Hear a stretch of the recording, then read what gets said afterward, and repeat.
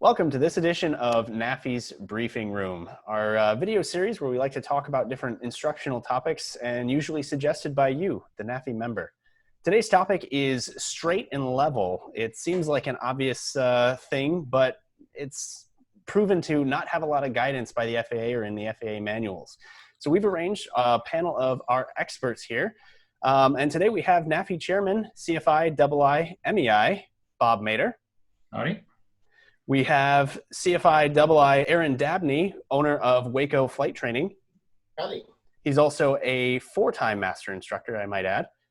And we have CFI II MEI ATP Captain Brian Schiff. Welcome, everybody. Hello.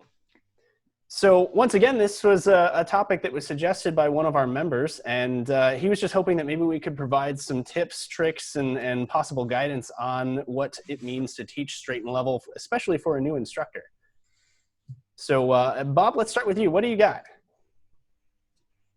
I find that it's one of the more difficult things, especially with people who've self-trained on simulators and so on, because they want to be instrument pilots. And so the hard part has been getting them outside and looking at the natural horizon. That's number one, is get their head outside. You know, the gauges are really distracting. They're cool, they're fun, they're piloty, you know what I'm saying? And so get outside. You know, one of the first things I tell them, you're learning how to fly because it's really cool to see the houses get small. It's fun. Don't forget, this is fun. And then it's basically, I demonstrate initially straight and level flying. I put my hand on the panel, have them do the same thing, and say, while I'm flying the airplane, and say, see where your hand is, see where the horizon is. Look at that picture, memorize that picture. Take a look real quickly out the wingtips. Your head should be moving around anyway, looking for traffic. So I get them outside and I say, look at the wingtips. See, they're even to the horizon. If they're not, and we're still going straight, well, maybe the plane's a little out of trim.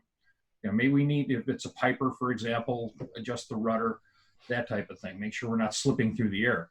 And then, excuse me, or flying sideways through the air. And then get them to memorize that picture and try to hold it.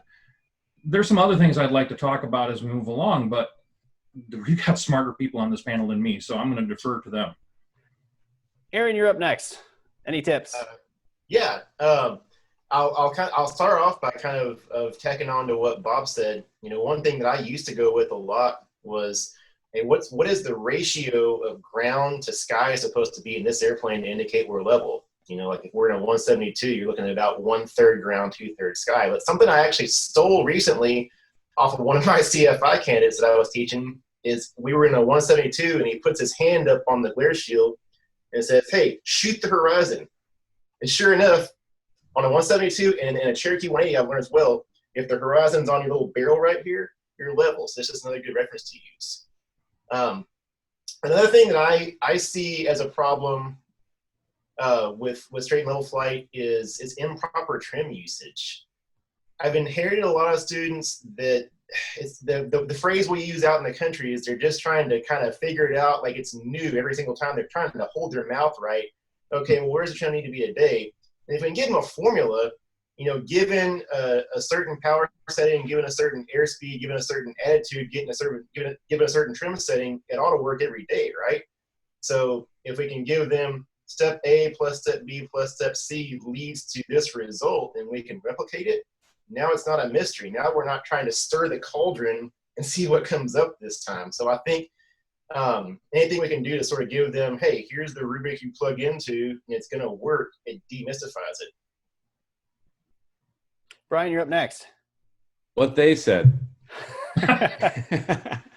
No, I think I agree with what they said. I say it in a little different way, and that's the beauty of listening to different instructors, is you can hear the same thing said different ways. And I agree, straight and level flight is a very underrated skill. I often will take over students, or I'll give a flight review, and I notice how many pilots just can't do it. And I say, the first thing we're going to do is straight level flight. So level off here at 3,250 feet. And I make them level off at a crazy altitude like that, just to, you know, see if they can do it. Because you say 33,000, if you say 3,000 feet, you know, they think, oh, plus or minus 100 is okay. I don't allow those tolerances. But anyway, I noticed that they can't do it, straight and level flight. And I just said, let it go for a minute or 2 minutes. And I noticed that it starts wandering. I'm like, you can't hold straight and level flight. And they said, well, there's something wrong with the airplane. Let me see it. And then it's locked on. Like, no, airplane's fine. You got it. Hold straight and level flight. And so I noticed that a lot of pilots are having trouble with just straight and level flight. Just watch FlightAware someday and watch the altitudes of all the aircraft that are, theoretically in cruise. And I think Aaron's correct. Trim is a very big problem. Pilots are not trimming the airplane. Maybe the guy who doesn't hold altitude is a safer pilot because he's not at the same altitude as everybody else, and he's going to have a near midair instead of a collision. I don't know. But I think proper level off technique is important. Pitch, trim, power. And then I make my students, after they get the airplane level and in trim, I want them to tell me when they think it's in trim by holding their hands up and just letting it stay like that for a while, because what that does is prove that they're usually wrong, and get it and micro trim it and not let them fly with the trim, which is, I think, what Aaron, you were referring to, where they just, if they're climbing, they'll trim down. If they're descending, they'll trim. No, I teach, put the airplane where you know it should be to get what you want out of it, and then see how you're doing.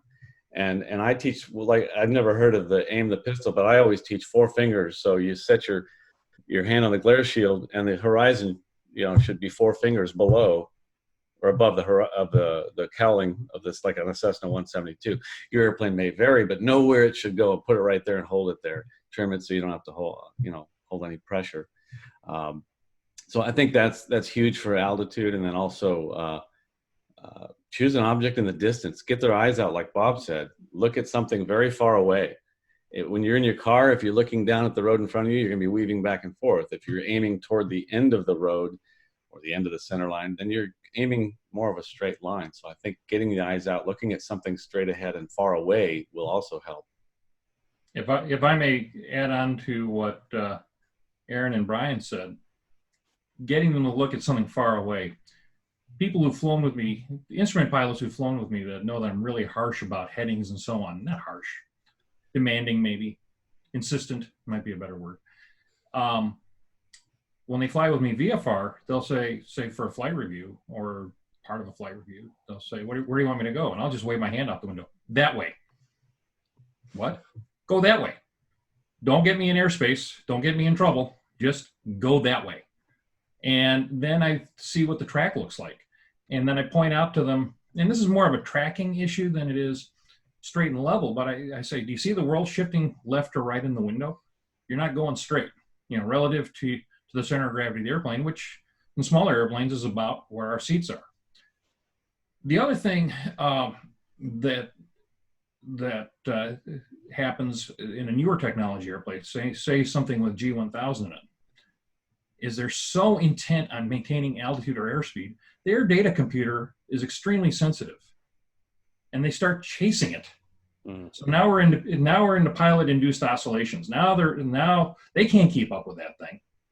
There's no way. There's little pockets of air and different pressures that the computer senses and so on.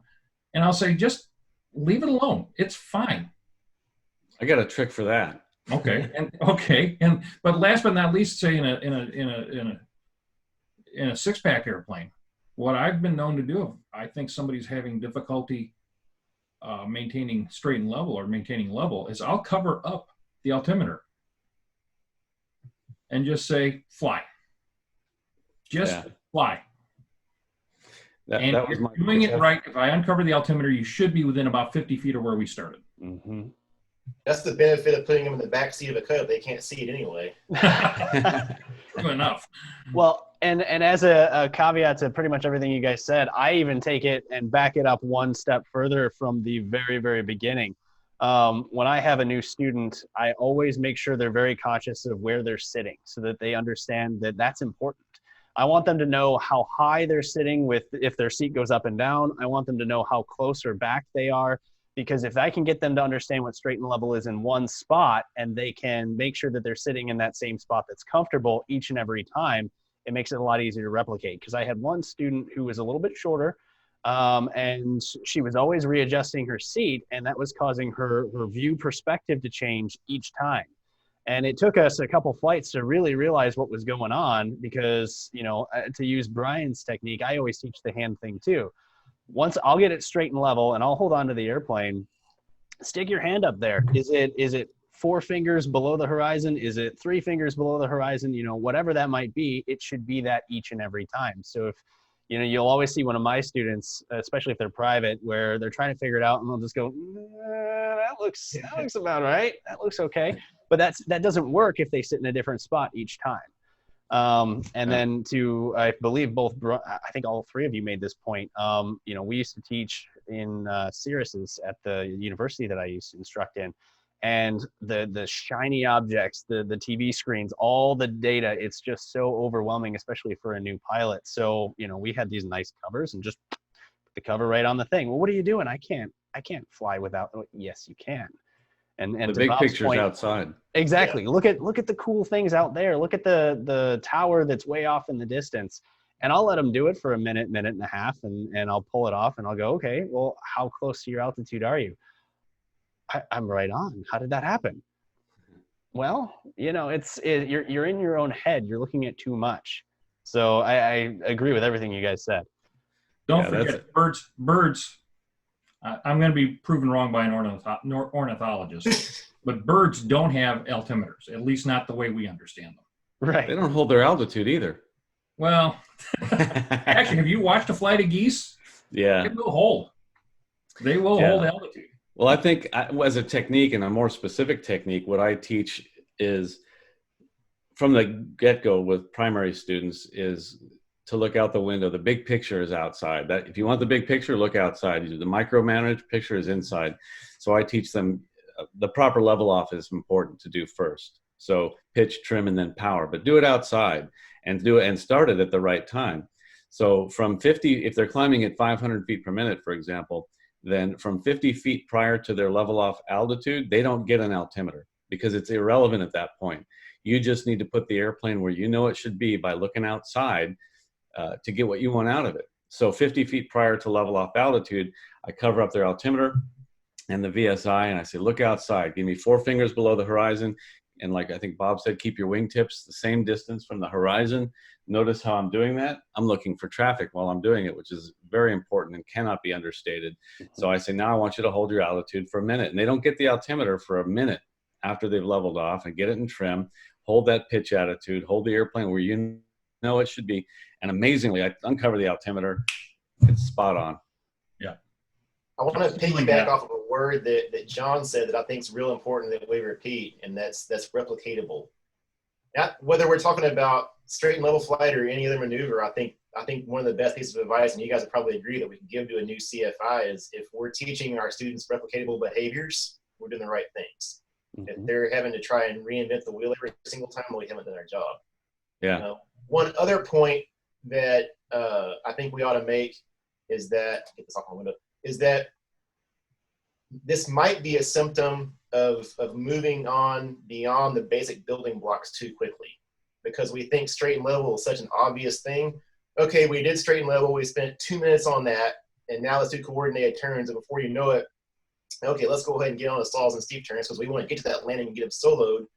But are we spending enough time as a profession on really getting those very basic principles of flight down? This might be something that we're not. Aaron, you raise a good point, because at football camp every year, the first thing they make, or one of the first things that happens, they got to run the tires. They got to remember to pick up their knees, right? So it's the same thing with us. To us, flying straight and level, no big deal. Point the airplane, we go, because we've done it so much. So we need to make sure that because it's easy for us, it's not necessarily easy for the person sitting next to us. And the other thing, as you said, as everybody said, make sure we can replicate it. And where we have to be cognizant as flight instructors is that we do it the same way every time when we demonstrate, or even if we're not demonstrating, we just have the controls. Say we did unusual attitudes and we've got the controls, and now it's time for us to level off. We're giving the student a break for a second. They've got the foggles off and they're looking out the window. That we do it the same way. I mean, let's face it, I think the 4 of us could level off an airplane any way we wanted and get it right. But for somebody who's just beginning, there's an A, then a B, then a C. every single time. To Brian's point. Yeah. Pitch, Yeah. Well, it's a walk before you can run sort of situation, because every single maneuver that we teach, whether it be stall, steep turns, unusual attitudes, they all start and begin at level. And if you can't hold level, how can we expect them to hold level in a turn? How can we expect them to return to level from a situation where they're, nose up and to the left? So that has to be there as a foundation before they move on to anything else. And one more trick that I use, if I see they're having a little trouble with this, there's the old grease pencil on the windscreen trick. Figure out where their eyes are on the ground safely, and draw a mark with a grease pencil, something your mechanic approves, so you don't get in trouble there. Dry erase marker works well too. Dry erase marker. And if they're not flying coordinated, again, get together with your mechanic, make sure you don't do anything that'll damage the paint or the Don't windscreen. use a Sharpie. Don't use a Sharpie. But where I was going with this is, if they're having trouble with coordination in any kind of flight, straight and level particularly, I steal from the glider pilots. I put a yaw string in front of them. Yeah, it's a good idea. But yeah, the pitch plus power plus wings level, you're going to hold straight and level. But I think the takeaway for CFIs who are watching this, or new CFIs, spend more time on straight level flight, like an inordinate amount of time. Watch them hold straight and level. If you see a flight path that's gradually up, correct back down, gradually up, correct back down, gradually, and it looks like a sawtooth or a wave pattern, if you're using ForeFlight or Cloud Ahoy to look at a flight afterwards, you can actually see this pattern, and that's an aircraft out of trim. It's if it needs nose down trim, it's going to climb up, fix it back down, climb. And if you see that behavior, they're not in trim. Tell them to take their hands off the stick. I'm sorry, the yoke or the flight control. Whatever. And the other thing is, and then I'll get off my soapbox here. Another thing is, a lot of people seem to think that using the trim is cheating. Yeah. And what I tell my learners these days, my students, is you cannot bench press or curl this airplane from St. Louis to Chicago. You don't have the endurance. You can't hold 10 pounds of pressure for the next hour. That's crazy. The airplane does the work. You're the brains of the operation. Well, I ask them, are you gonna drive an 8-hour road trip and never use the cruise control? Back in the 70s. I wasn't allowed to drive in the 70s. Thanks, Brian. I think another important thing for instructors is to not tolerate mediocrity. Be like Bob said. He says he's a stickler, but that's really a sign of a good CFI. The ACS standards are not something we should strive to. And I think I heard an instructor once say, don't strive for the worst you can be. That's what the ACS standards are, actually the worst you can be. Strive for the best. I don't tolerate, if you can hold 3,020 feet, then you can surely hold 3,000 feet. Have them constantly correct. You may not always be right on that altitude, but constantly correct for it. So, and the altimeter doesn't tell you, it just tells you how you're doing and your heading indicator as well. So don't look at it. It's not telling you how to fly. It's telling you how you're doing. So look at where you know to put the airplane, and check it every now and then and see how you've been doing. To piggyback on something that Brian said, I think especially when we're new, we get it in our heads that we've got to focus on customer service and be our students' buddy. And the being demanding, being sticky, a stickler, being picky, that's something I've never apologized for. And the students line up out the door. They might upset them, but they'll thank you later. They come into this wanting somebody who, hey, I understand I'm going to have my family and my friends in this airplane with me, and I want this to be something I've learned how to do properly. So don't think that you got to be everybody's buddy. Your first job is to be a professional flight instructor, and if it's something you want to do long term, the marketplace will reward you for that. Here. I have to agree completely. And what I said this at NAFI's breakfast recently. Every time we teach somebody how to fly, we affect hundreds of other people we'll never meet. Mm-hmm. Families, friends, they go on to an airline or a corporate career, all those people. So we have to be cognizant of that. The other thing, but the way I lighten up the mood a little bit, first of all, I tell students up front, yes, I'm going to be a stickler. if I get too harsh, let me know, but I'm going to be a stickler for doing well. And the other thing I tell them in a lighter mood is the better you do, the tougher I'll get. If you I like to do it in a fun way. In a I like fun to way, try to- exactly.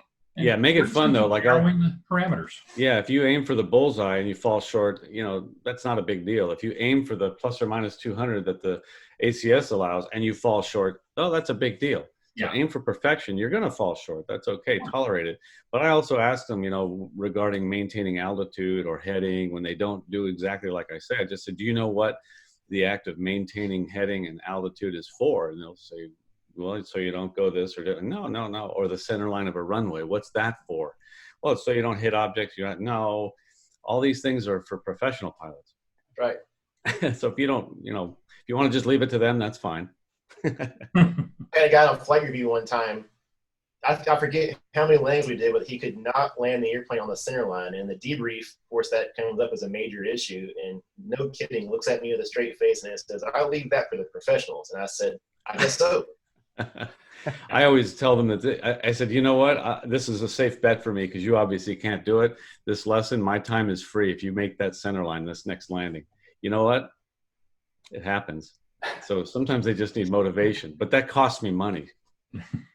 I take them to the narrowest runway I can find. The nearest what? The narrowest runway I can find. Oh yeah. Well, and shameless plug, Tolerance of Mediocrity, Brian's first NAFI Notams #1. Go back and read it. But we've got one more topic to cover during this video, guys. The same idea of straight and level, but taking it into a instrument student, somebody who's brand new, just passed their private pilot check ride, moving on to instruments, and now they're trying to do the opposite of what we all just said. They can't look outside anymore. What are your thoughts on teaching straight and level when they're only allowed to look at the instruments when they've gotten so used to looking at the horizon? I think The same thing applies.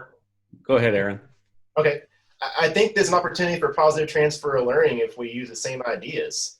They've got an attitude indicator. Let's use it.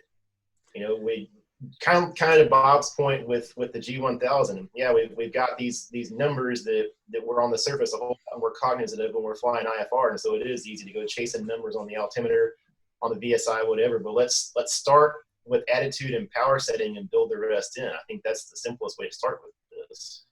Yeah, and that's what I do is I teach them to know where to put the airplane to get what you want out of it. Same as VFR, but now they're just using a different reference. It's a much smaller one, that little teeny round window to the outside world, or the big square one, whether it be one. But again, cover the altimeter when they're leveling off. Have them attitude instrument fly. Make a big emphasis on attitude instrument flying and what pitch and power will yield each of these things. Not 100 things, but just straight and level, or approach speed, or what will give me a normal 3-degree glide slope. But for straight and level, if your nose, the symbol of the nose is on the horizon in the same spot, and the wingtips are on the horizon, so focus on the nose and the wingtips on your attitude indicator, just like you would in VFR flight, then you're going to find straight and level flight is the same. Then check your altimeter, see how you're doing, come right back to that window, and then this starts to incorporate a scan. But do it just like VFR flight.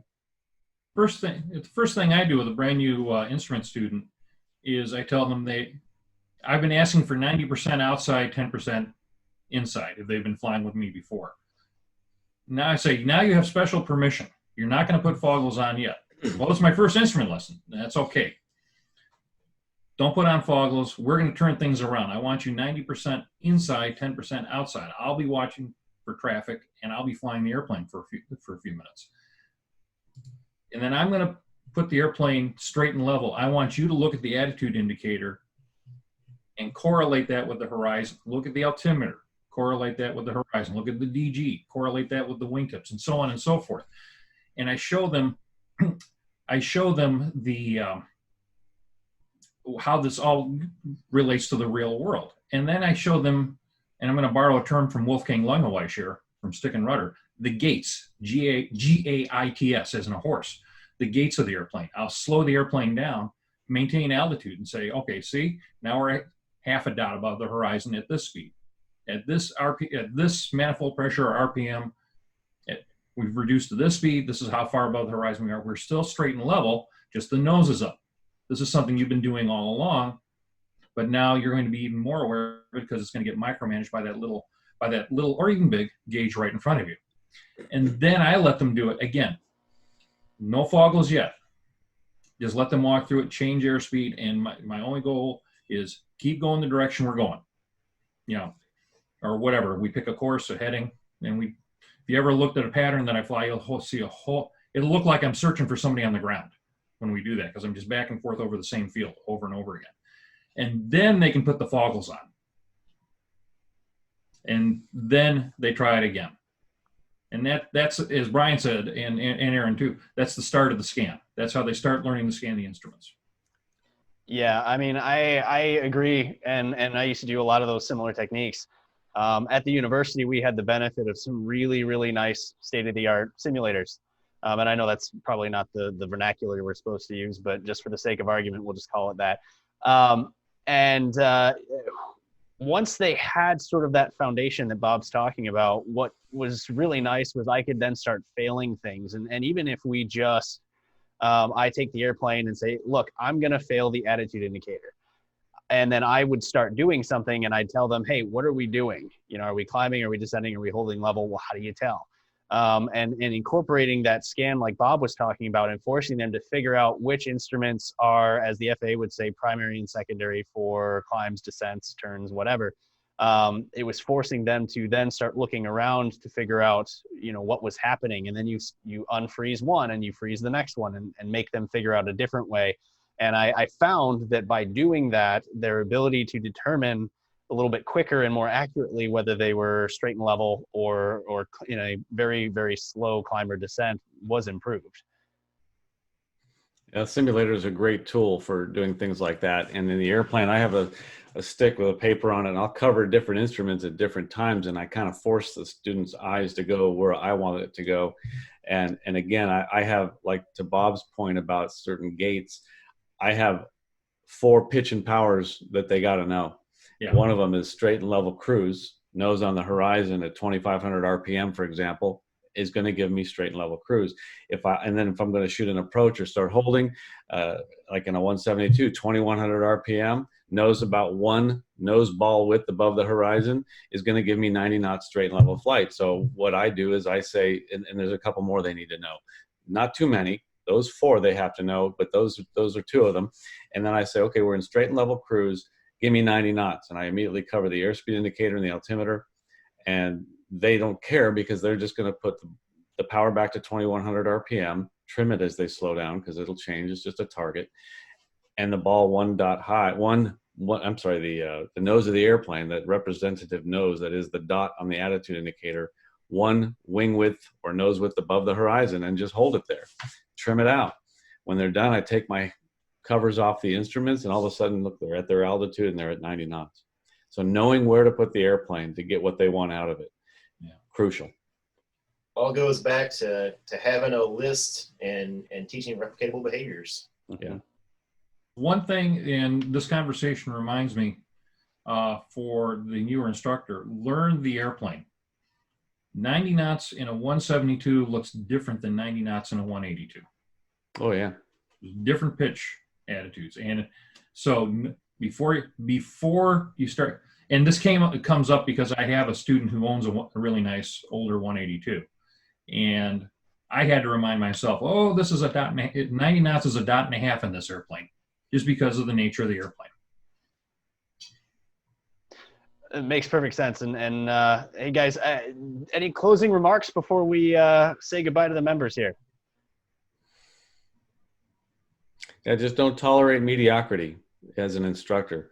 And to Aaron's point, have specific routines and do it the same way every time, and get the habit pattern and the muscle memory set.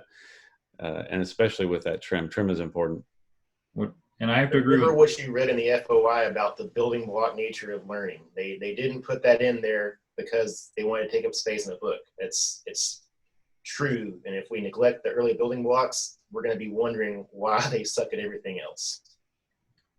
You know, I can't say it any better than either of you two have. So I'm just going to reiterate what you said. Set a standard, let your students know that there's a standard, hold it, and give them a chance to learn. Don't throw them right into an instrument approach because you both think it's cool. No, fundamentals first. A, then B, then C, then D. No matter what. Well, there you have it. Walk before you can run. Thank you so much, guys, for coming in. I know that our members will appreciate it. And for those of you that are watching, I would love it if you could submit more ideas for a video like this. This is what NAFI is all about, sharing this knowledge so that you can not have to reinvent the wheel for every new instructor that comes up. So once again, thank you for joining us. And if you're interested, please subscribe to our channel. We've got several other videos like this, and have a great day.